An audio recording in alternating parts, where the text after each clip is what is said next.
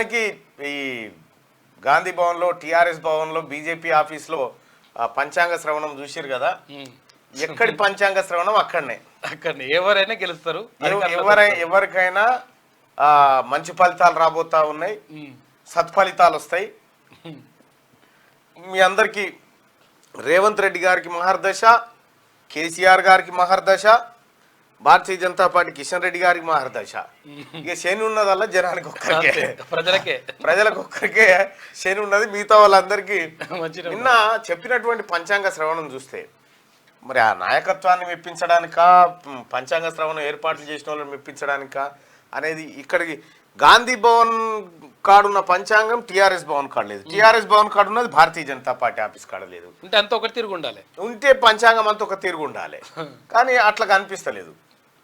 నిన్న చాలాసేపు పంచాంగ శ్రవణాలు చూస్తే ఎవరికి చూడు గొప్పోలే, సూపర్ ఉన్నది, మీకు బరాబర్ మీకు మంచి సీట్లు. ఒక్క టిఆర్ఎస్ భవన్ లో మాత్రమే జర్ర కేటీ రామారావు జర నోటి తీట తగ్గించుకుంటే మంచిగా ఉంటుంది అనేటువంటి మాట ఇంకో రకంగా చెప్పిండు అయ్యగారు. తగ్గించుకుంటే మంచిది, లేకపోతే సిక్కుల్లో పడతావు అని చెప్పారు. సో దానికి ఇంకా ముసిముసిగా నవ్వుతా ఉన్నాడు ఆయన. అయ్యో నా తీట మాటలు నీకు కూడా ఎరికైనాయి. సరే, పంచాంగ శ్రవణం నిన్న మొత్తం వర్షాలు బాగా పడతాయి, పాడి పంటలు బాగా వస్తాయి, ఇవన్నీ చెప్పుకుంటూ వచ్చారు.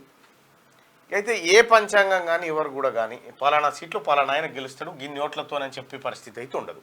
ఏదో అంజావా గతంలో చెప్పారు, అట్లా కూడా గతంలో చెప్పారు, అందరు బోర్ల పడ్డరు. ఎవరు కేసీఆర్ అధికారంలోకి వస్తాడు, ఆయన్నే ముఖ్యమంత్రి అవుతారని చెప్పలేరు కొంతమంది. ఎవరు చెప్పారు? కాదు, పంచాంగాలు కాదు, వీళ్ళు జ్యోతిష్యులు ఏమని చెప్పారు. ఇప్పుడు మొన్న కాదు, అప్పుడు గతంలో కేసీఆర్ అధికారంలోకి వస్తాడు, గ్యారంటీగా బీఆర్ఎస్ పార్టీ మొత్తం సీట్లన్నీ వస్తాయి అట్లా అని చెప్పారు వాళ్ళు.